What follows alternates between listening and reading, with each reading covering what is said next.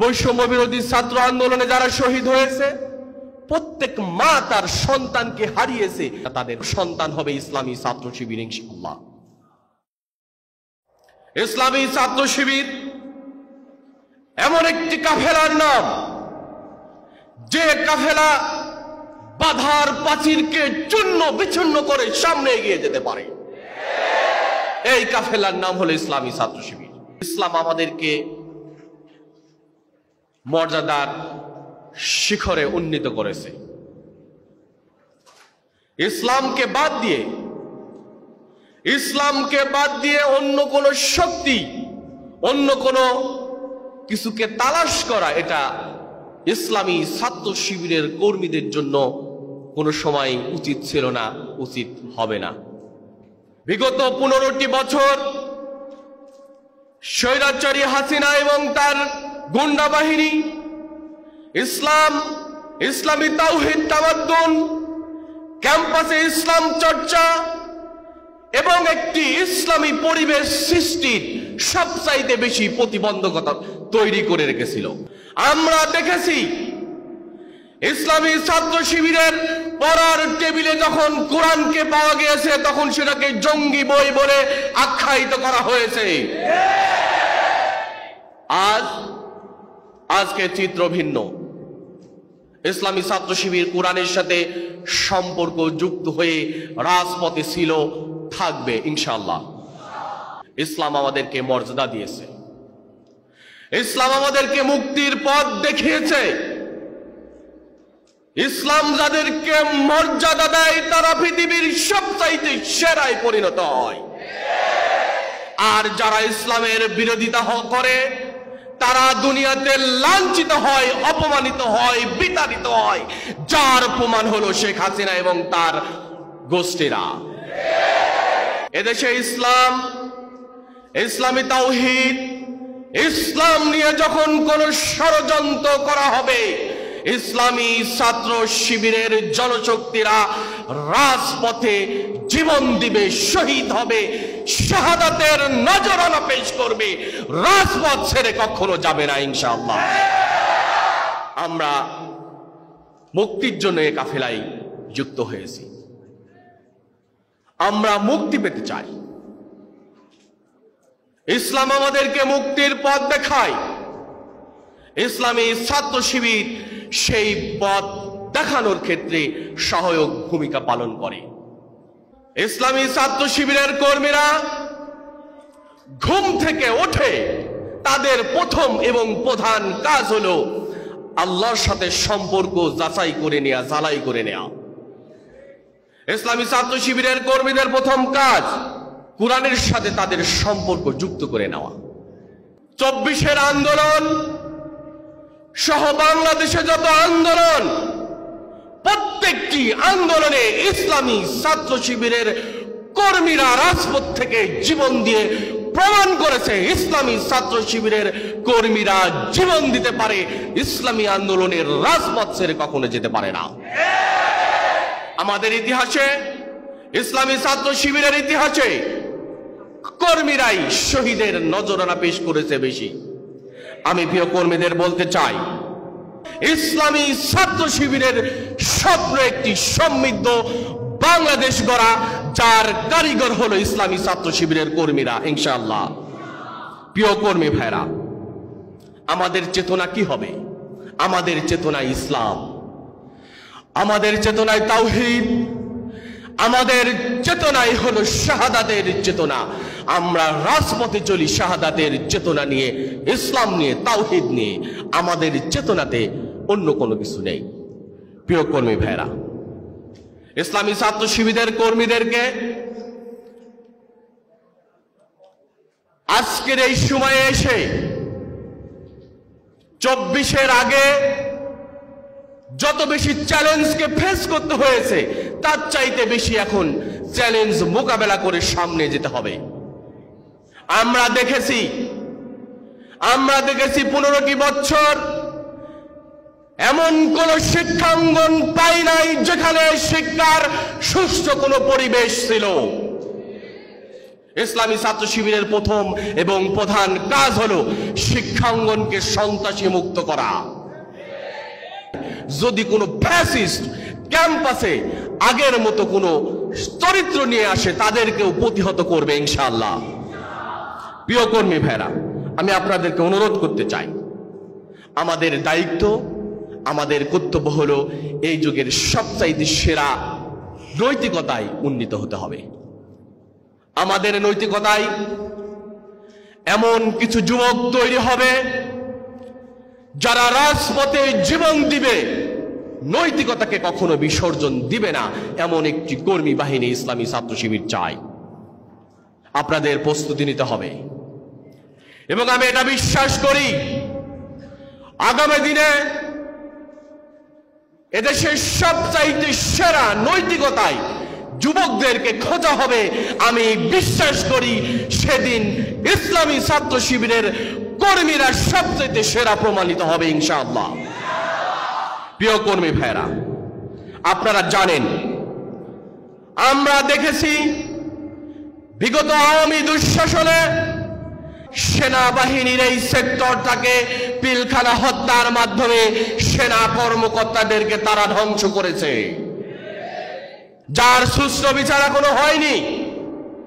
আমরা দেখেছি দেশকে বিক্রি হতে, এদেশের স্বাধীনতা সার্বভৌমত্ব নিয়ে সবচাইতে বেশি ষড়যন্ত্র করা হয়েছে আওয়ামী দুঃশাসনের সময়। সেই সময় কারা সোচ্চার ছিল, রাজপথে কারা ছিল? ইসলামী ছাত্র শিবির রাজপথে ছিল, থাকবে, আছে ইনশাআল্লাহ। প্রিয় কর্মী ভাইরা, আমরা দেখেছি গুমের বিশাল ইতিহাস। ইসলামী ছাত্র শিবিরের কর্মীদেরকে গুম করা হয়েছে, ক্লাসরুম থেকে ধরা হয়েছে, বাসা থেকে ধরা হয়েছে, হত্যা করা হয়েছে, গুম করা হয়েছে, লাশকে তাদের পরিবারের হাতে দেওয়া হয়নি। এই ইতিহাস আওয়ামী দুঃশাসনে আমরা দেখে এসেছি। আমরা চাই না এই ইতিহাস পুনরাবৃত্তি হোক। এখন ইসলামী ছাত্র শিবিরের গুমকৃত নেতাদেরকে ফিরে দেওয়া হয় নাই। ইসলামী ছাত্র শিবির চাই ইসলামী ছাত্র শিবিরের গুমকৃত নেতৃবৃন্দদেরকে অবিলম্বে ফিরিয়ে দিক, এটা ইসলামী ছাত্র শিবির চাই। আমরা দেখেছি ধর্ষণের সেঞ্চুরি হতে, আমরা দেখেছি ব্যাংকগুলাকে ধ্বংস হতে, বিচারালয়কে ধ্বংস করা হয়েছে, বিচারপতিরা রাজনৈতিক নেতার মতো বক্তব্য দিতে শুনেছি, দেখেছি। আমরা দেখেছি পুলিশ বাহিনীকে দলীয় বাহিনীতে পরিণত হতে। কাজেই সেই পাঠটি শেষ। আমাদের স্বপ্ন হলো আমরা এই সকল কিছুর সংস্কার করে একটি সমৃদ্ধ বাংলাদেশ দেখতে চাই ইনশাআল্লাহ। প্রিয় কর্মী ভাইরা, আপনাদের প্রতি অনুরোধ থাকবে, আমাদের জন্য বড় চ্যালেঞ্জ হলো আমাদের শিক্ষা ব্যবস্থা। বিগত 15টি বছর শিক্ষা নিয়ে যে ষড়যন্ত্র করা হয়েছে, একটি জাতির মেরুদণ্ড শিক্ষা, সেটাকে ভেঙে নিচ্ছিন্ন করে ফেলা হয়েছে। স্বাধীনতার 53 বছর গেলেও সুষ্ঠু কোনো শিক্ষা ব্যবস্থা আমাদের সামনে কোনো রাষ্ট্রের প্রধান আমাদের সামনে দিতে পারে নাই। আমরা এটা দেখেছি।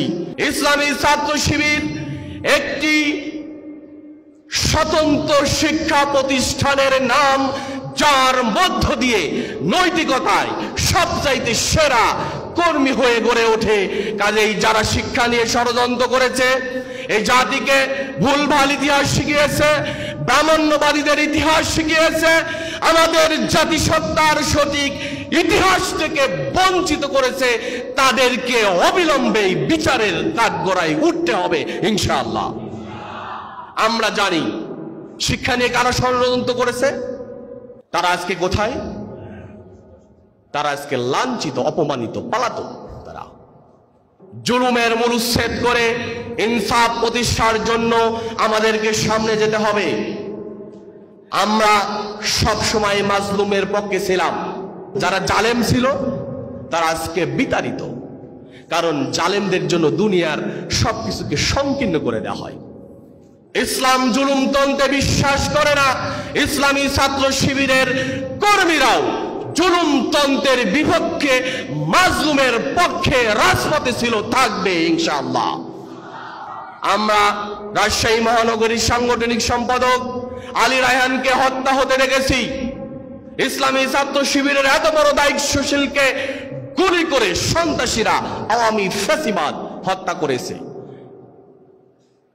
আলী রায়হানের ভূমিকাটা কি ছিল?